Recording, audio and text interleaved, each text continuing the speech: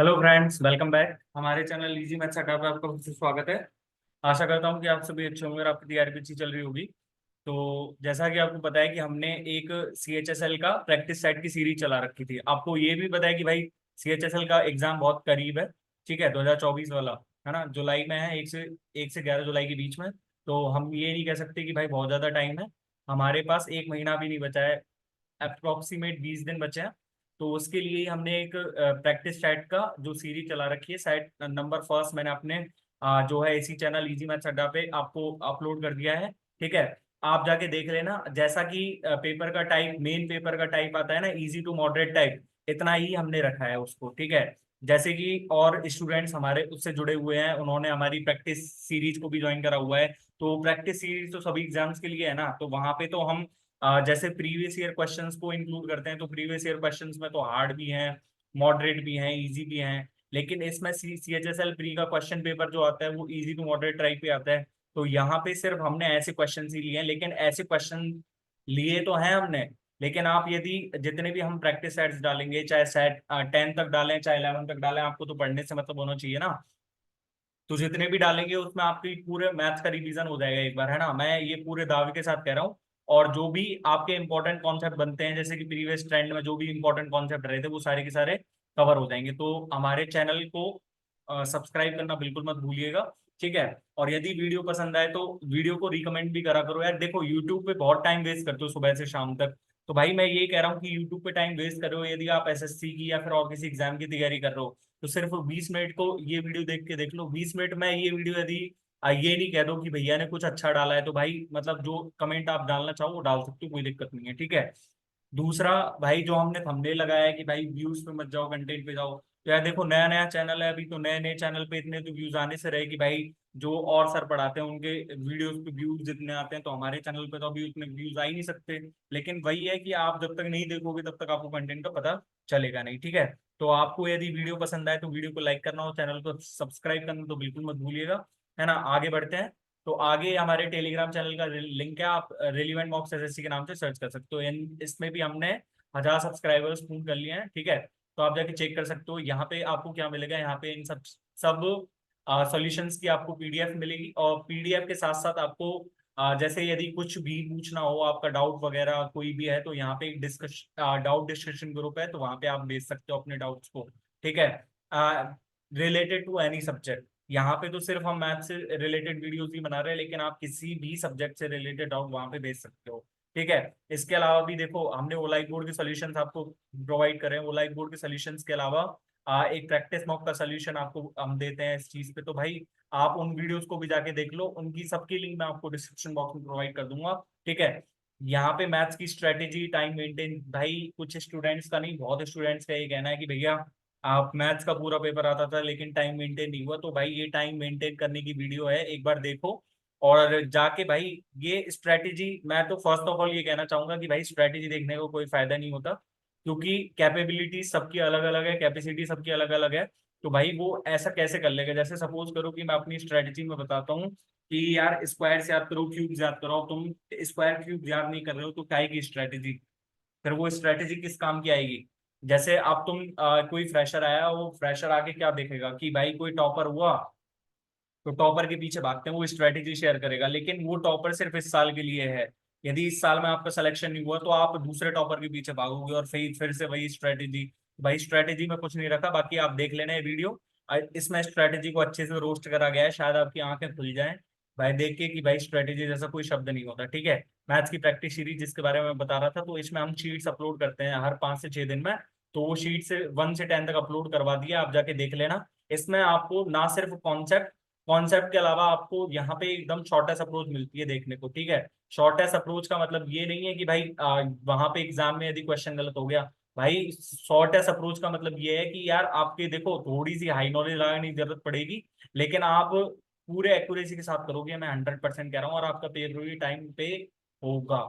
ठीक है, और आपका मैथ्स करने का बिल्कुल तरीका बदल जाएगा, ये मैथ्स प्रैक्टिस सीरीज के थ्रू मैंने आपको बताया है। ठीक है, एक इंस्टॉलमेंट इन SI वाला टॉपिक, डिसऑनेस्ट डीलर वाला टॉपिक, लीनियर रेस वाला टॉपिक। ठीक है, जो जो भी इंपॉर्टेंट टॉपिक्स हैं वो अपने चैनल पे मैंने कवर करे हुए हैं। एवरेज ओवरलैपिंग वाला कॉन्सेप्ट, एवरेज ओवरलैपिंग के साथ साथ कहाँ हम एलिगेशन लगाएंगे, कहाँ मिक्सचर का यूज करेंगे, तो वहां पे सारे आपको बताए हुए हैं, आप चेक कर सकते हो जाके, ठीक है। ज्योमेट्री के इंपॉर्टेंट कॉन्सेप्ट की सीरीज, भाई कई लोगों का कहना ये है कि यार पेपर आ गया है पर ज्योमेट्री नहीं हुई है, तो भाई देखो डे 1 डे 2 डे 3 की वीडियोस हैं, ठीक है। इसमें आपको क्या है कि भाई मतलब इसमें आपको क्या मिलेगा देखने को। फर्स्ट डे में तो मैंने सारे ट्रायंगल के रिलेटेड कॉन्सेप्ट हैं और जो मिसलेनियस क्वेश्चंस भी हैं कुछ, जैसे कि क्वाड्रिलेटरल वगैरह से रिलेटेड। डे 2 में मैंने पूरा सर्कल कवर करा हुआ है। और डे 3 में मतलब जैसे पॉलीगन से रिलेटेड क्वेश्चन आते हैं ना कि भाई इतनी इतनी साइड्स दे रखी है, उनका रेशियो। ये 3 दिन की वीडियोस देखने के बाद भी यदि आपसे कॉन्सेप्ट अप्लाई करना आ गया, मैं 100% गारंटी के साथ कह रहा हूँ कि प्री में जो क्वेश्चन आता है वो 100% सॉल्व होगा, नॉट इवन 99.99%, ठीक है। 100% आपसे अच्छे से सॉल्व हो जाएगा, ठीक है। जो जो भी सारे इंपॉर्टेंट कॉन्सेप्ट, भाई देखो टीचर तो हर चीज पढ़ा देता है, लेकिन जिसने तैयारी करी है, जिसका एक्सपीरियंस है, तो भाई वो एकदम एग्जाम ओरिएंटेड ही पढ़ाएगा। तो भाई एक बार जाके देख लेना, यदि कोई फायदा मिले तो बता देना कभी, ठीक है। एक मॉक की प्रैक्टिस सीरीज है जो आप देख सकते हो। फर्स्ट क्वेश्चन की तरफ बढ़ते हैं, ठीक है। मेरे पास फर्स्ट क्वेश्चन है, A and B are positive number such that A plus में बी प्लस में A B is equal to 65, then what is the difference between the value of A and B. A and B less than equal to 15, ठीक है। तो भाई यहाँ पे ना देख के हर चीज के पीछे एक लॉजिक रहता है, हर चीज के पीछे एक लॉजिक रहता है, लेकिन अब मैं यहाँ से सोच में बैठूं ए प्लस में बी प्लस में A B is equal to 65, A और बी की वैल्यू आप सोच पाओगे? ए और बी की वैल्यू सोच पाओगे? चलो कोई इजी सा दे दिया तो वहां पे आप सोच पाओगे, लेकिन यहाँ पे आप सोच पाओगे कि ए और बी की वैल्यू?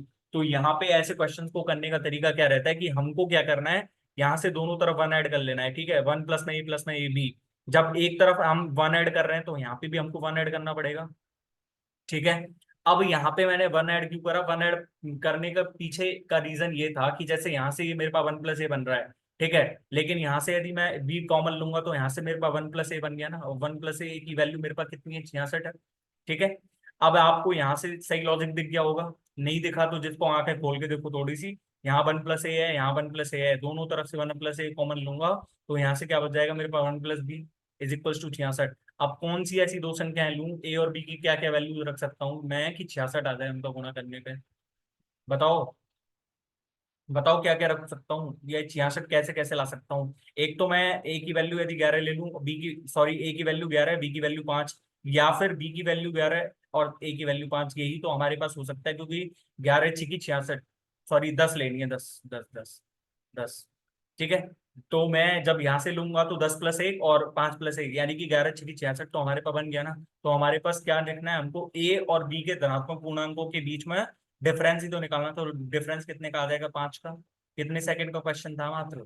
यदि आपको कॉन्सेप्ट पता है तो 10 से 12 सेकंड भी नहीं लगते इसमें, 12 से 13 सेकंड मात्र। यदि आप इससे ज्यादा ले रहे हो तो प्रैक्टिस करो भैया, सीधी सी, चाहे बात कड़वी लगे लेकिन सच है कि भाई प्रैक्टिस करो, ठीक है। और जो इसमें टाइम बताया था कि आपको सेट टाइमर टू 21 मिनट, भाई तो 21 मिनट तो बहुत ज्यादा बताया भाई मैंने, 21 मिनट तो बहुत ज्यादा बताया, लेकिन जिनकी तैयारी नहीं है तो भाई उनके लिए तो 21 मिनट चाहिए कम से कम, ठीक है। मेरे पास है दूसरा क्वेश्चन, और डिसऑनेस्ट डीलर का क्वेश्चन है ये, है ना। और डिसऑनेस्ट डीलर का क्वेश्चन भाई यदि हम देखें प्रीवियस ट्रेंड में तो बहुत, मतलब 2023 की हर एक शिफ्ट में लगभग एक एक क्वेश्चन आए हैं इससे। तो भाई मोस्ट इंपॉर्टेंट टॉपिक है, ठीक है। और मैंने अपने चैनल पे करवाया हुआ है, लिंक भी यहाँ पे आ रहा होगा आई टैब पे, आप जाके देख सकते हो, ठीक है। अब यहाँ पे मैं तो पहले आपको एक तो शॉर्ट बताना चाहूंगा और एक पूरा लॉन्ग मेथड बताना चाहूंगा, ठीक है। ये तो एक शॉर्ट है, जिसके पास नहीं है और जिसको थोड़ा बहुत बेसिक पता है और जिसका थोड़ा दिमाग चलता है तो वहां से ऐसे क्वेश्चन करा जा सकता है।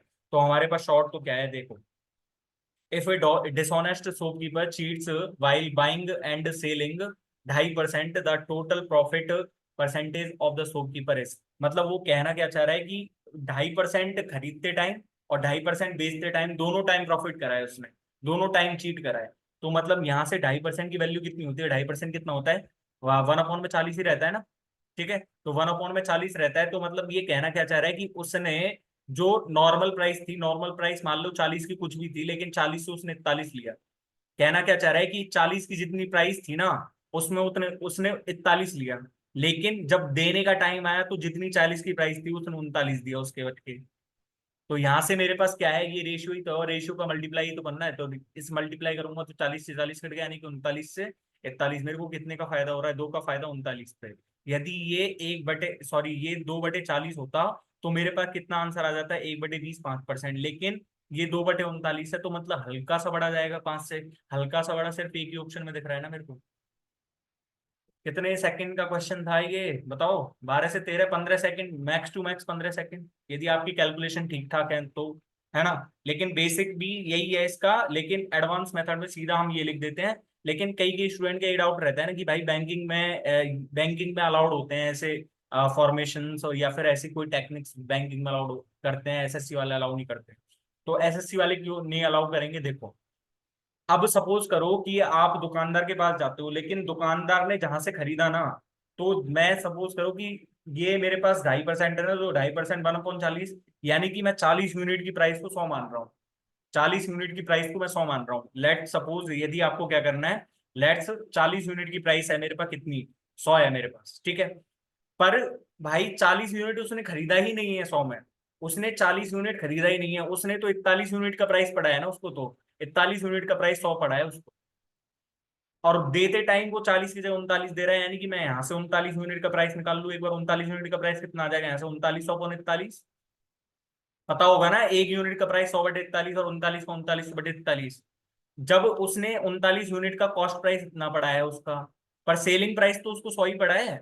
सेलिंग प्राइस तो उसको 100 ही पड़ा है ना उसका, तो यानी कि कितना प्रॉफिट हो रहा है उसको, कितना प्रॉफिट हो रहा है उसको। तो 100 माइनस में 3900 अपॉन में 41, अपॉन में 3900 अपॉन में 41, इतने का ही तो प्रॉफिट हो रहा है, यानी कि 200 अपॉन में 41 का प्रॉफिट हो रहा है किस पे, 3900 अपॉन में 41। 41 से 41 कट गया, double zero double zero cut गई, 2/39, यही तो आ गया मेरे पास, यही तो लाना था ना मेरे को। ठीक है, समझ में आ गया ना, ये पूरा बेसिक है। यदि जिसका नहीं दिमाग चलता है, पर थोड़े बहुत बेसिक्स पता है, तो भाई मैं इसीलिए कहता हूँ कि एडवांस तरीका आता है या नहीं आता है, लेकिन आपकी यदि बेसिक स्ट्रांग है ना, तो क्वेश्चन कभी गलत नहीं हो सकता, और क्वेश्चन छूटेगा भी नहीं। ठीक है, मेरा तो सीधा सा फंडा है, यदि जहां पे एडवांस मेथड नहीं पता, तो वहां पे सीधा बेसिक लगाओ, है ना। अब ये मेरे पास थर्ड क्वेश्चन है, और थर्ड क्वेश्चन में मेरे को बॉड मास लगाना है, और बॉड मास जब भी लगाओ तो भाई थोड़ा सोच समझ के और एकदम पेशेंस के साथ लगाना, क्योंकि थोड़ी सी भी गड़बड़ी बहुत भारी पड़ सकती है। ठीक है, तो मेरे पास पहले 18 प्लस में 40 है, तो 18 प्लस में 40 58, माइनस ये मेरे पास ब्रैकेट है, और ब्रैकेट में मेरे पास पहले लिख रहा है 16, 16 प्लस में 3, 3 इंटू पहले ब्रैकेट सॉल्व होगा, पहले ब्रैकेट सॉल्व होगा ना, तो 3 इंटू, मैं पहले ब्रैकेट सॉल्व करता हूँ। ब्रैकेट सॉल्व करते टाइम देखो पहले भाग सॉल्व होगा, यानी कि 1/7 है ये, 6/42, 1/7, और 1/7 का मैं 28 से गुणा करूंगा तो मेरे पास 4 आ जाएगा, 4 प्लस में 45। ठीक है, ये मेरे पास भाग 21 है, माइनस में 18 है, और यहाँ पे ये -4 है। ठीक है, अब मैंने इतना बड़ा इसलिए लिखा है, मैं सीधा भी लिखता हूँ, इतना बड़ा इसलिए लगा है क्योंकि आपको सही समझ में आए एक एक स्टेप। ठीक है, यहाँ तक तो पूरा स्टेप समझ में आया ना। तो 16 प्लस में 3, अभी देखो ये 49 है, 49 भाग 21 करूंगा तो मेरे पास कितना आएगा, 49 7 7 49, और 7 21, यानी कि 7/3 हो गया है, 7/3 हो गया, -18 है ना। और ये इस कोष्टक में बंद -4। ठीक है, ये पूरा ब्लैंक है, और 58 माइनस, ठीक है, तो 58 माइनस ये मेरे पास कितना हो जाएगा, देखो 3 से 3 कट गया, 16 7 23, 23 और -18 करूंगा तो कितना आ जाएगा, 23 - 18, 23 - 18 कितना होता है मेरे पास, 5 हो जाएगा, 5 - 4 कितना हो जाएगा, 1, यानी कि 58 - 1 कितना आंसर आ गया मेरे पास, 57। कितने सेकंड का क्वेश्चन था, बॉड मास का। लेकिन बॉड मास के क्वेश्चन में आप टाइम लो ना, तो कम से कम 20 से 25 सेकंड। भाई नॉर्मल चीजें इतने सेकंड लग सकते हैं, लेकिन क्वेश्चन आपका सही होना चाहिए, क्योंकि थोड़ी सी भी गलती हुई तो पूरा क्वेश्चन गलत होगा। ठीक है, जहां जहां पे आपको टाइम लगाने की जरूरत है, तो वहां पे पूरा बताऊंगा, यहाँ पे आप टाइम ले सकते हो। ठीक है, मेरे पास चौथा क्वेश्चन है, find the value of expression sec square theta minus में 2 साइन स्क्वायर थीटा प्लस में 1 अपॉन में टेन स्क्वायर थीटा इंटू में कॉस स्क्वायर थीटा। अब ये जैसी क्वेश्चन आया ना मेरे सामने, पहले मैंने ऑप्शंस चेक करे, और ऑप्शंस चेक करे ना, तो सबसे बढ़िया मेथड तो यदि कोई बताता है ना मेरे को इसमें, तो मतलब मेरे को ये बताता है कि भाई वैल्यू पुटिंग करो। लेकिन मैं ये कहता हूँ कि वैल्यू पुटिंग क्यों करनी है, वैल्यू पुटिंग करने से ना क्वेश्चन थोड़ा कॉम्प्लिकेटेड नहीं, बहुत कॉम्प्लिकेटेड हो जाता है। ठीक है, तो आप पहले उसको वैसे सॉल्व करके तो देखो, मेरे पास ये नीचे है टेन स्क्वायर थीटा इंटू में कॉस स्क्वायर। टेन स्क्वायर को मैं क्या लिख सकता हूँ, साइन स्क्वायर इंटू में कॉस, साइन स्क्वायर अपॉन में कॉस स्क्वायर, और यहाँ से कॉस स्क्वायर है, मतलब नीचे से मेरे पास कट पिट के क्या आ गया, साइन स्क्वायर आ गया नीचे से। ठीक है, नीचे से साइन स्क्वायर आ गया मेरे पास। अब मैं नीचे से साइन स्क्वायर जब आ गया, तो मैं एक स्टेप पूरा काट के लिख रहा हूँ अब यहाँ पे। मैं जब ये ऊपर लिख रहा था मेरे पास, चलो लिख ही देता हूँ, sec square theta -2 sine square theta plus में 1 अपॉन में ये मेरे पास क्या लिख रहा है, साइन स्क्वायर थीटा। ठीक है, तो अब अलग अलग डिवाइड कर सकते हैं, अलग अलग डिवाइड करेंगे तो ये 1 अपॉन कॉस स्क्वायर ही तो है, ये 1 अपॉन कॉस स्क्वायर इंटू में साइन स्क्वायर, ठीक है, माइनस में 2 और प्लस में 1 अपॉन में साइन स्क्वायर। ओके, ठीक है। तो ये मेरे पास क्या हो जाएगा, 1 अपॉन में कॉस स्क्वायर थीटा इंटू में साइन स्क्वायर थीटा, माइनस में 2 और प्लस में ये कॉसेक स्क्वायर थीटा। अब देखो ऑप्शंस में चेक करो, ऑप्शंस में कॉट स्क्वायर थीटा दिख रहा है, कॉट थीटा दिख रहा है, कॉट थीटा दिख रहा है, मतलब मेरे को कॉट थीटा तो लाना ही है ऑप्शन में, कॉट थीटा तो मेरे को लाना ही है ऑप्शन में। तो कॉट थीटा में लाने के लिए मेरे पास कॉसेक स्क्वायर थीटा आ गया, कॉसेक स्क्वायर थीटा -1 कितना होता है, cosec square theta -1 cot square theta. लेकिन मेरे को यहाँ पे -2 दे रखा है, तो एटलीस्ट मैं भी ऐसा करता हूँ कि यहाँ पे मैं प्लस कॉसेक स्क्वायर थीटा कर रहा हूँ और माइनस कॉसेक स्क्वायर थीटा कर रहा हूँ, माइनस में कॉसेक स्क्वायर, जब जोड़ रहे हैं तो घटाना भी पड़ेगा ना। तो भाई जब ये 2 कॉसेक स्क्वायर थीटा हो जाएगा और 2 कॉस स्क्वायर थीटा माइनस में 1 कितना हो जाएगा मेरे पास, 2 कॉट स्क्वायर थीटा।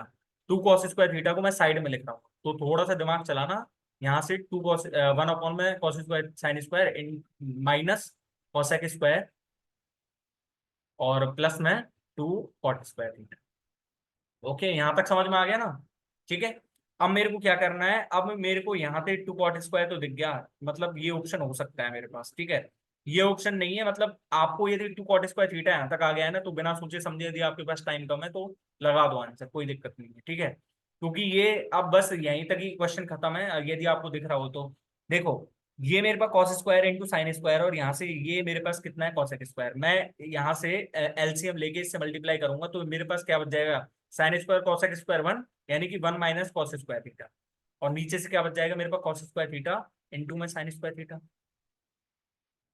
ऊपर साइन स्क्वायर बन गया ना, 1 minus cos square, sine square से साइन स्क्वायर कट गया, तो यानी कि कॉस 1 अपॉन कॉस स्क्वायर बचा, और 1 अपॉन कॉस स्क्वायर प्लस में 2 कॉट स्क्वायर थीटा, ये क्या है मेरे पास, ये सेक स्क्वायर ही तो है। तो गलत चीज बोली थी क्या मैंने कि यहाँ तक आंसर आ गया, तो ठीक है। अब मेरे पास यहाँ पे वैल्यू पुटिंग का मेथड देख लो, तो वैल्यू पुटिंग का मेथड जब रख के देखेंगे तो मेरे पास क्या आंसर्स आने चाहिए। तो वैल्यू पुटिंग करने का सबसे बढ़िया मेथड, देखो मैं जीरो नहीं रख सकता, क्योंकि जीरो रखूंगा तो 10 जीरो बनेगा जो कि इनफाइनाइट होगा, तो इनफाइनाइट नहीं बनाना है हमें किसी भी ऑप्शन में, है ना। तो मैं सबसे बेहतर वैल्यू रखता हूँ, थीटा की वैल्यू 45 डिग्री रखता हूँ, ठीक है। तो थीटा की वैल्यू जब 45 रखूंगा तो मेरे पास कितना हो जाएगा, 2 माइनस में 1 प्लस में 1, क्योंकि 1/√2 को होल स्क्वायर 1/2 ही होगा ना, तो 1/2 माइनस में 2 गुणा करूंगा तो -1 प्लस में 1 अपॉन में ये टेन स्क्वायर थीटा 1 और कॉट स्क्वायर थीटा 1/2, तो यानी कि 1/2, तो ये से ये कट गया, यानी कि 4 आ गया मेरे पास घूम के, ठीक है। 4 आ गया ना, अब रख के देखो तो मेरे पास फर्स्ट ऑप्शन 4 बन रहा है ना, फर्स्ट ऑप्शन 4 बन रहा है ना मेरे पास, थीटा की वैल्यू 45 डिग्री रखने पे, ठीक है। सेकंड ऑप्शन में क्या बन रहा है, सेकंड ऑप्शन में 2√2 बन रहा है, यानी कि ये ऑप्शन नहीं है मेरे पास। थर्ड ऑप्शन में 2/√2 यानी कि √2 बन रहा है, तो ये भी ऑप्शन नहीं है। इसका रख के देखेंगे तो √2 प्लस में 2, यानी कि ये भी ऑप्शन नहीं है। तो मेरे पास सही ऑप्शन क्या हो गया, पहला ही ऑप्शन। तो आप किस मेथड पे जाना चाहोगे, theta is equal to 45 degree वाले पे, या फिर इतने बड़े मेथड पे जाना चाहोगे, देख लेना। अब मेरे पास पांचवा क्वेश्चन है, और पांचवा क्वेश्चन लीनियर रेस का है, और लीनियर रेस मैंने बहुत अच्छे से अपने चैनल पे एक्सप्लेन कराया, आप जाके देख लेना, है ना। लीनियर रेस में तो कोई डाउट रहेगा नहीं, मैं इतना दावे के साथ कह रहा हूँ, बाकी आप देख लेना, ठीक है। Rahul can give Kapil a start of 60 metres and Rahul can give Rohit a start of 80 metres in a 300 metres, so that they can finish the race at the same time, ठीक है। मतलब एट द रेट, अब मैं आपको दो मेथड बताना चाहूंगा, एक तो शॉर्ट और एक जिसको बेसिक पता है भाई थोड़े बहुत कि भाई लीनियर रेस में हम करते क्या है, नहीं क्या नहीं करते हैं, क्या करते हैं, तो उसके बेस में बता दूंगा एक, तो एक मैं शॉर्ट बता, ठीक है। यहाँ पे ना मेरे पास डिस्टेंस सेम है, भाई डिस्टेंस उन्होंने 300 मीटर चली, मतलब भाई टाइम सेम है मेरे पास, यहाँ पे मेरे पास क्या है कि यहाँ पे मेरे पास टाइम सेम है, राइट, ठीक है। क्योंकि यहाँ पे क्या करा उसने, Rahul can give a start of 60 metres and Rahul can give Ronit a start of 80 metres in a 300 metre race. यानी कि मैं यहाँ से क्या कह सकता हूँ कि यदि कपिल, सॉरी पहले राहुल लिखूंगा, राहुल के बाद कपिल और कपिल के बाद रोनित, ठीक। तो राहुल ने 300 मीटर चलाया, तो कपिल ने कितना चला होगा 7 मीटर के स्टार्ट पे, 240 मीटर, और रोनित ने कितना चला होगा 220 मीटर चला होगा, ठीक है। लेकिन ये मेरे पास किसका आया है, ये मेरे पास डिस्टेंस का वो आया है, डिस्टेंस का, और मेरे पास यहाँ से डिस्टेंस का वो आया है ये, लेकिन यहाँ पे टाइम तो सेम है, टाइम तो सेम है यहाँ पे। तो हम ये जब शॉर्ट मेथड पे जाओगे तो शॉर्ट मेथड यहाँ पे लगेगा या नहीं लगेगा, क्योंकि अब कई लोग क्या करना चाहेंगे कि भाई यहाँ पे ये डिस्टेंस का रेशियो दे रखा है, यहाँ पे डिस्टेंस बराबर स्पीड कर देंगे, तो स्पीड का जो रेशियो है मेरे पास यहाँ से टाइम का रेशियो निकाल देंगे। तो टाइम का रेशियो मेरे पास कितना आ जाएगा, देखो ये 5 है, ये 4 है, सॉरी इसको, हाँ मतलब 4 से काटेंगे तो 75, 60 और 55। ठीक है, और यानी कि अब इसको काटूंगा मैं 4 से तो 15, क्या हो रहा है ये, अच्छा 5 से काट रहे हैं तो 15, 12 और 11। ठीक है, तो मेरे पास टाइम का रेशियो कितना आ जाएगा, टाइम का रेशियो कितना आ जाएगा मेरे पास, टाइम का रेशियो मेरे पास आएगा यहाँ से कितना, एक तो 11 11 × 12 यहाँ पे आ जाएगा, है ना, 15 × 11 यहाँ पे आ जाएगा, और यहाँ पे 12 × 15 आ जाएगा। तो मतलब मैं यहाँ से कितना कह सकता हूँ कि टाइम का रेशियो मेरे पास कितना कितना आएगा, टाइम का रेशियो मेरे पास कितना कितना आएगा, आप बता सकते हो ना अब तो मेरे पास 11 × 12 कितना हो जाएगा, 11 × 12 132 हो जाएगा, है ना, और यहाँ से 15 × 11 165 हो जाएगा, और यहाँ से मेरे पास 15 × 12 कितना हो जाएगा, 180 हो जाएगा। तो मैं यहाँ से कितना कह सकता हूँ, 44 ratio 33, sorry 44 ratio 55 ratio 65, 55 ratio 60। ठीक है, तो ये मेरे पास टाइम का रेशियो है, उन्होंने इतने टाइम में फिनिश करा। मतलब जब डिस्टेंस राहुल ने 60 मीटर का उसको स्टार्ट दिया कपिल को, और राहुल ने रोनित को 80 मीटर का स्टार्ट दिया, तो उन्होंने रेस इतने इतने टाइम में फिनिश करी। अब आगे मेरे पास क्वेश्चन कुछ और ही लिख रहा है, while Kapil can give Ronit a head start of 5 seconds to finish the 300 metres race at the same time, how long does each take to run 300 metres respectively. अब भाई जिसको ये मेथड नहीं आया ना, तो मतलब मेरे पास देखो यहाँ से तो सीधे सीधा आंसर आ गया, हमको इस लाइन को पढ़ने की ही जरूरत नहीं पड़ी। ये शॉर्ट था ये मेथड कि भाई हमारे पास यहाँ से सीधा सीधा हमारे पास क्वेश्चन का आंसर ही आता है ना। लेकिन ये मेथड मैं उचित क्यों नहीं मानता हूं, क्योंकि भाई देखो यहाँ पे ना मेरे पास क्या दिया हुआ है कि लीनियर रेस वाला टॉपिक, और लीनियर रेस वाले टॉपिक में आपने क्या पढ़ा कि हमारे पास जो टाइम है कांस्टेंट रहेगा, मतलब जितने टाइम में राहुल ने 300 मीटर चला था ना, उतने ही टाइम में कपिल ने 240 मीटर चला। तो मेरे पास यहाँ से टाइम का रेशियो ऐसे कैसे हो सकता है, टाइम का रेशियो ऐसे कैसे हो सकता है। तो भाई ये मैं शॉर्ट मेथड पे जाना नहीं चाहूंगा, मैं सीधे बेसिक पे जाना चाहूंगा। ठीक है, तो बेसिक भी हमारा यहीं से स्टार्ट होगा कि भाई राहुल ने कपिल ने और रोनित ने कितना कितना चला है, 300 मीटर, 240 मीटर और 220 मीटर। ठीक है, पर यहाँ पे मेरे पास दूसरा स्टेटमेंट दे रखा है, Kapil can give Ronit a head start of 5 second to finish the 300 metres race at the same time. मतलब मेरे पास यहाँ से कहना क्या चाह रहा है कि कपिल ने जब 300 मीटर चला, तो कपिल ने मान लो टी टाइम लिया, तो रोनित कितने टाइम में चलेगा, रोनित वही दूरी कितने टाइम में चलेगा, T+5 टाइम में, T+5 टाइम में। लेकिन मेरे पास यहां से एक चीज समझ में आई मेरे को, जब टाइम सेम था तो मैं डिस्टेंस के रेशियो को किसका रेशियो मान सकता हूँ, स्पीड का रेशियो, डिस्टेंस का रेशियो स्पीड का रेशियो है ना। तो यहाँ पे डिस्टेंस 240 है, यहाँ पे 300 है, इनको बराबर तो कर लो, इनको बराबर तो कर लो। और बराबर करने के लिए मैंने यहाँ पे किससे गुणा कर दिया, 5/4 से, क्योंकि 5/4 करूंगा तो यहाँ पे मेरे पास 300 बन गया। अब भाई ऐसा तो है नहीं कि भाई एक इक्वेशन में यहाँ पे 5/4 से मल्टीप्लाई कर दिया, सब जगह ही हमको करना पड़ेगा। जब इसने 300 मीटर चला था तो इसने 240 चला था, तो इसने 300 चला तो इसने कितना चला होगा, 5/4 से मल्टीप्लाई करेंगे तो 375 मीटर, और इसका यहाँ पे 5/4 से मल्टीप्लाई करेंगे तो 275 मीटर। यानी कि यदि राहुल 375 मीटर चलता तो कपिल 300 मीटर चल लेता और रोनित इतने मीटर चल लेता। लेकिन रोनित ने और राहुल कपिल ने टी समय में 300 मीटर चल लिया, कपिल ने 300 मीटर चल लिया है टी सेकंड में, लेकिन रोनित ने 275 मीटर ही चला है टी सेकंड में। तो और उसने 5 सेकंड और मिल गए उसको, T+5 और मिल गया, तो उसने 300 मीटर कवर कर लिया। मतलब मैं यहां से ये नहीं कह सकता क्या कि रोनित ने 25 मीटर चला है जो 5 सेकंड में चला है, 25 मीटर ही तो 5 सेकंड में चला होगा उसने। यानी कि मैं यहाँ से स्पीड कितनी कह सकता हूँ उसकी, 5 मीटर पर सेकंड। जब उसकी स्पीड 5 मीटर पर सेकंड है तो उसका टाइम कितना आ जाएगा, टोटल टोटल तो 300 मीटर ही चला है, और टोटल 300 मीटर अपॉन में 5, तो मेरे पास 60 सेकंड, तो इसका आंसर आ गया, रोनित ने 60 सेकंड लिए। आ गया ना। जब रोनित ने 60 सेकंड लिए थे तो कपिल ने कितने लिए थे, उससे 5 सेकंड कम लिए थे, यानी कि कपिल ने 55 सेकंड लिए थे, कपिल ने 55 सेकंड लिए थे। तो मेरे पास सिर्फ देखो यहाँ पे दो ऑप्शंस बन रहे हैं, मैंने सारे ऑप्शंस अलग अलग इसलिए लिए क्योंकि मैं आपको बता सकूं कि भाई ऐसे क्वेश्चंस आते हैं तो कैसे करते हैं क्वेश्चंस को। ठीक है, अब मेरे पास यहाँ पे मेरे पास इसका भी टाइम आ गया और इसका भी टाइम आ गया, लेकिन यहाँ पे अब मेरे पास इसका टाइम तो निकालना है मेरे को, इसका टाइम तो निकालना है मेरे को। तो भाई ये 55 सेकंड तो इसने ले लिया, ये 55 सेकंड तो इसने ले लिया, लेकिन राहुल का टाइम कैसे निकालोगे? राहुल का टाइम कैसे निकालोगे? तो ये मेथड मैं चाहूंगा कि आप कमेंट बॉक्स में इसका आंसर मेरे को कमेंट बॉक्स में बताओ। ठीक है, मैंने सारी चीजें बता दी हैं, एक्सप्लेन भी कर दी है, शॉर्ट मेथड क्यों काम नहीं आएगा।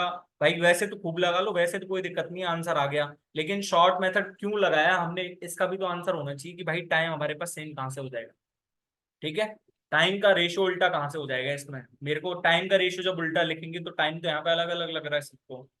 ठीक है, मेरे पास छठवां क्वेश्चन है, और छठवां क्वेश्चन मिक्सचर एलिगेशन से रिलेटेड है ना, मिक्सचर एलिगेशन से रिलेटेड है। 3 jugs of equal volume contain juice and water in the ratio 3:2, 5:4, or 1:4 respectively. If all the solutions are mixed, what is the ratio of juice to water in the resultant mixture? अब अब इसको भाई इसका क्या करना है अपने को, इसका पहले तो मैं शॉर्ट बता देता हूँ, एक आपको बहुत अच्छे से शॉर्ट बता देता हूँ, है ना, और एक इसका बेसिक बता देते हैं। ठीक है, मेरे पास यहाँ पे इक्वल वॉल्यूम का कह रहा है, इक्वल वॉल्यूम, यहाँ पे ये मेरे पास हिंट दे रखी है इस क्वेश्चन में, है ना, हिंट दे रखी है यहाँ पे क्वेश्चन। जब ये हिंट दे रखी है मेरे को क्वेश्चन में इक्वल वॉल्यूम, तो यहाँ पे 3:2 है, यहाँ पे 5:4 है, यहाँ पे 1:4 है। तो मतलब मैं इसको क्या बनाऊंगा, 5 और 9 का रेशियो, यानी कि 45 बना लूंगा। 45 बनाने के लिए मतलब ये 45 का बनाना पड़ेगा, ये 45 का बनाना पड़ेगा, और ये 45 का बनाना पड़ेगा। मतलब तीनों सॉल्यूशंस को मिक्स करने के बाद मेरे पास अल्टीमेटली तो 135 वॉल्यूम वाला सॉल्यूशन आना है, 135 वॉल्यूम वाला सॉल्यूशन आना है ना, वॉल्यूम वाला सॉल्यूशन। तो हमारे पास जो ऑप्शंस चेक करो, ऑप्शंस में देखो भाई, देखो ये 61 और 74 यही तो बन रहा है मेरे पास, 135 वॉल्यूम वाला सॉल्यूशन मेरे पास यही तो बन रहा है, ये मेरे पास नहीं बन रहा है 135 वाला, ये मेरे पास 135 वाला नहीं बन रहा है, ये मेरे पास 135 वाला नहीं बन रहा। तो आपने कितने सेकंड लिया ऐसे क्वेश्चन करने में, 7 से 8 सेकंड। लेकिन आपको तो भाई नहीं, हमको तो क्वेश्चन करके ही बताओ। तो भाई बेसिक तो अब ऐसे है ना कि यहाँ पे वॉल्यूम यदि सेम है तो 3:4, 2, 5:4, 1:4। यदि इनको सेम करना है मेरे को, तो यहाँ पे 9 का मल्टीप्लाई, यहाँ पे 5 का मल्टीप्लाई, यहाँ पे 9 का मल्टीप्लाई। ठीक है, तो 9×27 = 18 हो गए, यहाँ पे 25 कितना हो गया, 20 हो गया, और यहाँ पे मेरे पास कितना हो गया, 19:76 हो गया, सॉरी 19 1 सेकेंड, ये मेरे पास यहाँ पे 19:36, सॉरी 9:36, 9:36। ठीक है, तो मेरे पास जब यहाँ पे, अब आपको जोड़ के नहीं लग रहा था कि भाई ये मेरे पास 61 आ रहा है, और 61 सिर्फ एक ही ऑप्शन में दिख रहा था, लेकिन यहाँ पे ऐसे करोगे तो इस क्वेश्चन को करने में फायदा है या नहीं है, क्योंकि हमारे पास अल्टीमेटली क्या करना है, मेरे को तीनों सॉल्यूशंस को मिलाना है। जब तीनों सॉल्यूशंस इक्वल वॉल्यूम के हैं तो इक्वल वॉल्यूम 45-45 करना पड़ेगा मेरे को, और 45-45 के तीन सॉल्यूशंस को मिलाऊंगा तो टोटल सॉल्यूशन जो बनेगा मेरे पास 135 बनेगा। और 135 सिर्फ एक ही ऑप्शन में तो बन रहा है हमारे पास, 61:74। जोड़ के देख लो, 135 इसको जोड़ने पे तो आ रहा है। ठीक है, मैं इसीलिए कहता हूं कि भाई एक बार ऑप्शन जरूर चेक कर लिया करो। ठीक है, the sum of the squares of three positive integers is 323 if the sum of the square of two numbers is twice the third, their product is। भाई मेरे पास दो नंबर होते तो मैं आराम से निकाल देता हूँ, लेकिन 3 नंबर का स्क्वायर है, तो भाई मैं तो सिर्फ यही कर सकता हूँ कि मैं ABC मानूंगा, और मेरे पास यहाँ से A² प्लस में B² प्लस में C² की वैल्यू मेरे पास 323। ठीक है, और यहाँ से मेरे को दिया हुआ क्या है, A² प्लस में B² की वैल्यू मेरे को 2C दी हुई है ना। तो अब आपको अब तो समझ में आ गया होगा, यहाँ पे A² प्लस में B² है, यहाँ पे A² प्लस में B² है, इसकी जगह 2C जमा दो, C² प्लस में 2C माइनस में 323 इक्वल्स टू 0। ठीक है, तो मतलब मेरे को यहाँ से क्या आ रहा है, C² प्लस में 2C। अब देखो ये 323 है, पहले इसको 3 से तोड़ेंगे नहीं जा रहा, 7 से तोड़ेंगे, 7 में भाग नहीं जा रहा, 11 से करेंगे तो 11 का भाग नहीं जा रहा, 13 से करेंगे तो 13 का भाग नहीं जा रहा, क्योंकि 323 हमको लग ऑड नंबर रहा है, तो सारे ऑड नंबर ही चेक करेंगे। तो मेरे पास अब तो एक 17 बचा और एक 19 बचा, तो 17 और 19 से तो नहीं आ रहा कहीं है, तो भाई 17 और 19 से आ रहा है, देख लो, माइनस में, सॉरी प्लस में 19C, माइनस में 17C, माइनस में 323 इज इक्वल टू 0। तो यानी कि C की वैल्यू एक तो -19 आ गई, और एक C की वैल्यू आ गई मेरे पास 17। पर हमको ओनली पॉजिटिव वैल्यू कंसीडर करनी है, ओनली पॉजिटिव वैल्यू, तो मेरे को C को 17 ही कंसीडर करना पड़ेगा। अब 17 का मल्टीपल चेक कर लो, क्योंकि हमें सिर्फ गुणाई तो चाहिए, तो 17 का मल्टीपल आप चेक कर लेते हैं सीधा सीधा। 17 का मल्टीपल तो 17 एकम 17, और 17 बड़े 85, यही तो दिख रहा है। अब 255 जब 17 का मल्टीपल है तो ये नहीं होगा, ये 17 का मल्टीपल है, लेकिन 17 × 17 थोड़ी करा है हमने। और ये हमारे पास कैसे हो सकता है, जब 255 है तो मेरे पास 272 होना चाहिए। ठीक है। 8वां क्वेश्चन है, इंस्टॉलमेंट का क्वेश्चन है भाई, है ना। इंस्टॉलमेंट में जैसे जैसे क्वेश्चन पूछे जाते हैं, मैंने सारे क्वेश्चन आपको कराए हुए हैं, है ना। और आप जाके देखो। और मैं ये चाहूंगा कि भाई मैं ये क्वेश्चन यहाँ पे नहीं करवा रहा हूँ आपको, आप सिर्फ इसका आंसर मेरे को कमेंट बॉक्स में बता। ठीक है। आप वीडियो देख लें एक बार इंस्टॉलमेंट की, इंस्टॉलमेंट वाला वीडियो यहाँ पे आई टैब पे आ भी रहा होगा, आप जाके देख लें। भाई ये इंस्टॉलमेंट की वीडियो मैं देखने के लिए इसलिए कह रहा हूँ, क्योंकि भाई बाई चांस, भगवान ना करे, पर आपके यदि भाई बुरे दिन चल रहे हो और इंस्टॉलमेंट वाला क्वेश्चन पूछ लिया, तो कैसे करोगे इस क्वेश्चन। तो भाई इंस्टॉलमेंट वाला समझना जरूरी है, मैं तो चलो एक बार बता देता हूँ, कोई दिक्कत नहीं है। ठीक है। If a fan is marked at ₹1000 cash और ₹250 cash down payment followed by ₹200 for a month for 4 months, find the rate of interest in this instalment. मैंने इंस्टॉलमेंट रेट ऑफ इंटरेस्ट मान लिया, मैंने 8% मान लिया। ठीक है।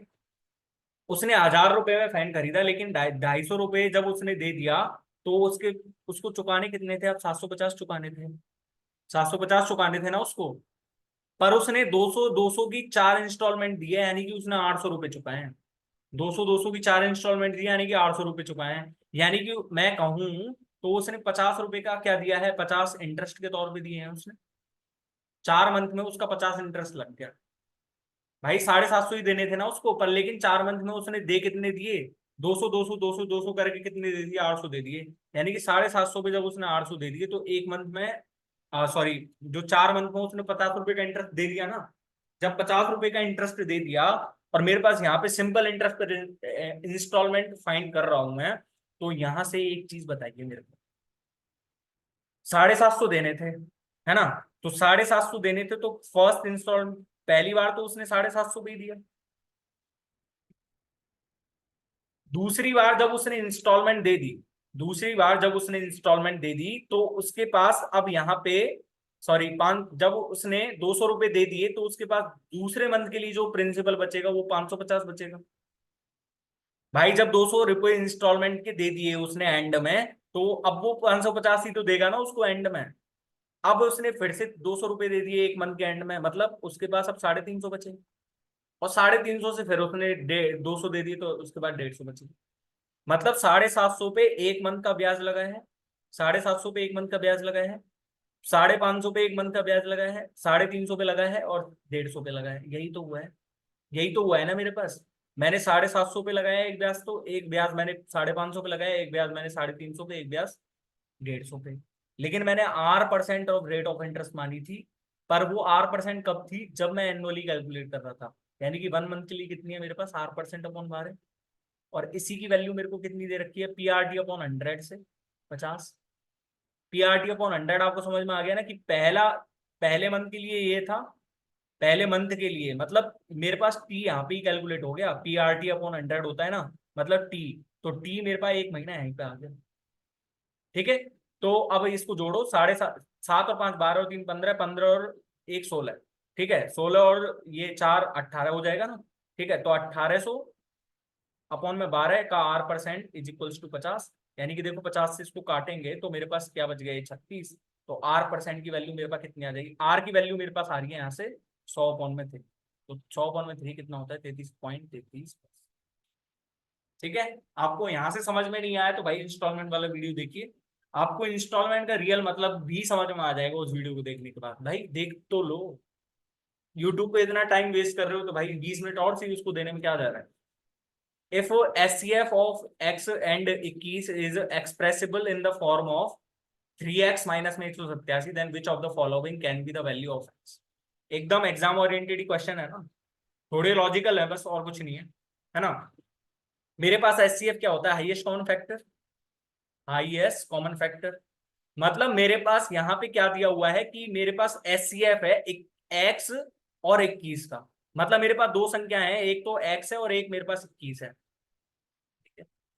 जब मेरे पास एक तो एक्स ले लिया मैंने, एक मैंने 21 ले लिया, तो भाई हाईएस्ट कॉमन फैक्टर में क्या लिख सकता हूँ, highest common factor. Highest common factor मतलब एक, या तो 21 को मैं लिखूंगा तो 1 × 3 × 7 लिखूंगा।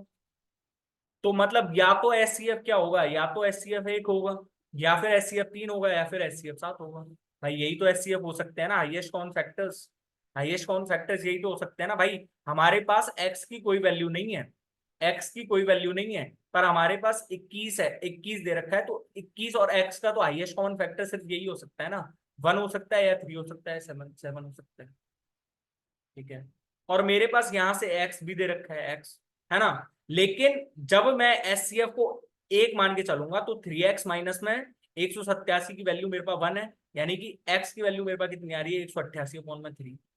तो भाई ये तो डेसिमल में जा रही है, और डेसिमल में एक्स की वैल्यू हो सकती है क्या, डेसिमल तो हो ही नहीं सकता, एक्स की वैल्यू इंटीजर ही रहेगी, क्योंकि वहीं पे तो निकाल सकते हैं हम एस सी एफ की वैल्यू।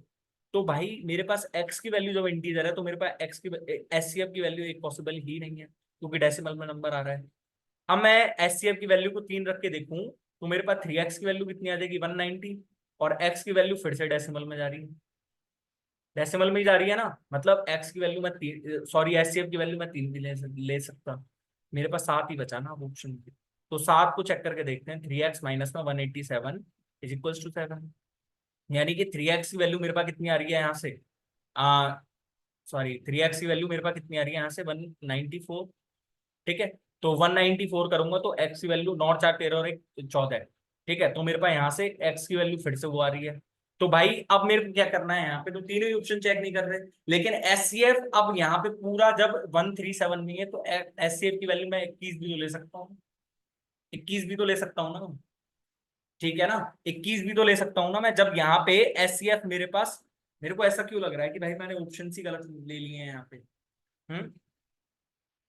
मतलब यार मेरे को ऐसा क्यों लग रहा है, अब इसको मैं ऐसे ही लिख सकता हूँ ना, 1 इंटू 3 इंटू 7, जब 1 इंटू 3 इंटू 7 लिखूंगा मैं इसको, तो 188 अपॉन में 3, और 188 अपॉन 3 करूंगा तो नहीं आ रहा ऑप्शन। ठीक है। और यहाँ पे यदि मैं 3 लेता हूँ तो 183, 187 इसमें प्लस होगा ना, तो 190 हो जाएगा ये। ठीक है।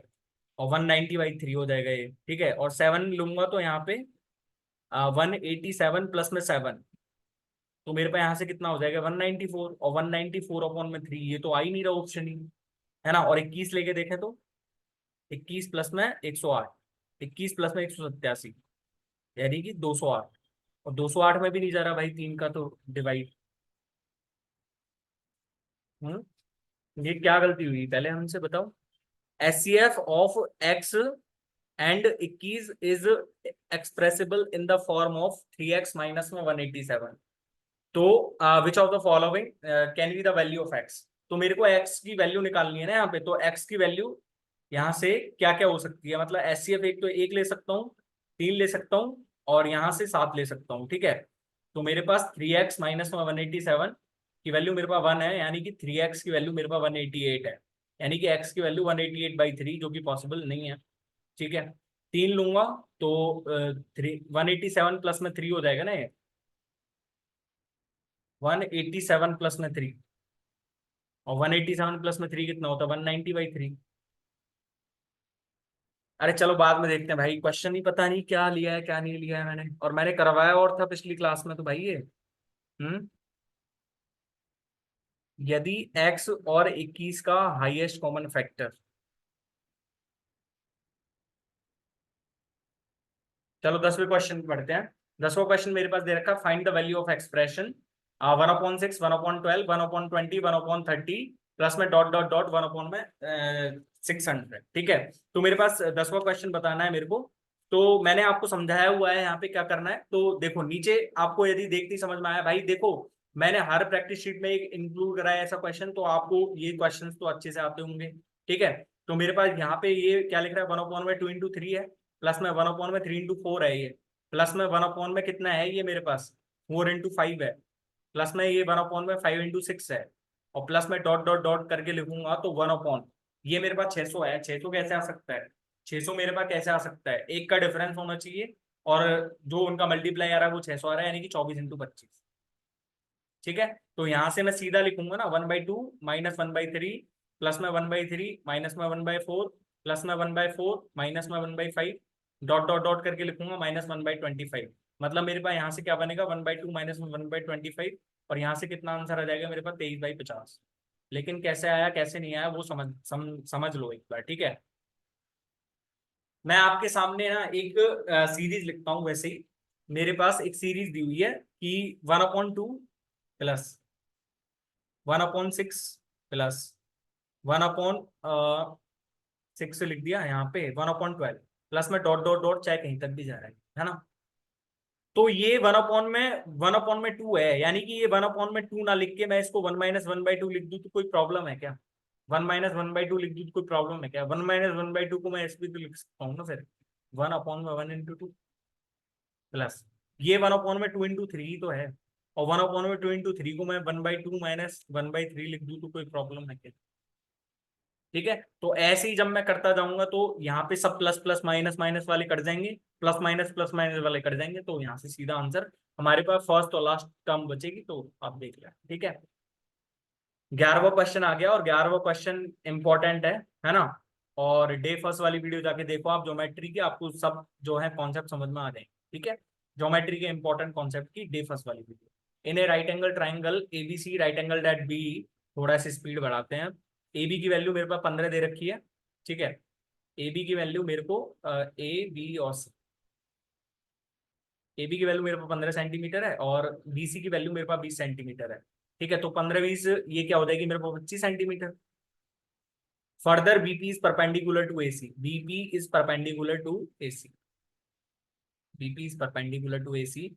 What is the difference between the area of P A B और P A P C B? मतलब इन दोनों एरियाज का मेरे को डिफरेंस, इन दोनों एरियाज का डिफरेंस कब आ सकता है? जब हमारे पास एटलीस्ट एक त्रिभुज की दो भुजाएं हों, एटलीस्ट एक त्रिभुज की दो भुजाएं हों, तभी तो आ सकता है ना मेरे पास डिफरेंस। तो भाई डिफरेंस तो मेरे को निकालने के लिए मतलब क्षेत्रफल का डिफरेंस निकालना है मेरे को। तो क्षेत्रफल का डिफरेंस तो तभी आ सकता है ना जब मेरे पास दो भुजाएं दी हुई हों एक त्रिभुज की कम से कम। इस त्रिभुज में यदि मैं देखूं पीएबी वाले में, तो मेरे को 15 सेंटीमीटर दी हुई है एक भुजा, लेकिन मेरे को या तो एपी दे दे या फिर बीपी दे दे, तो मतलब मैं वैल्यू निकाल दूंगा इसके एरिया की।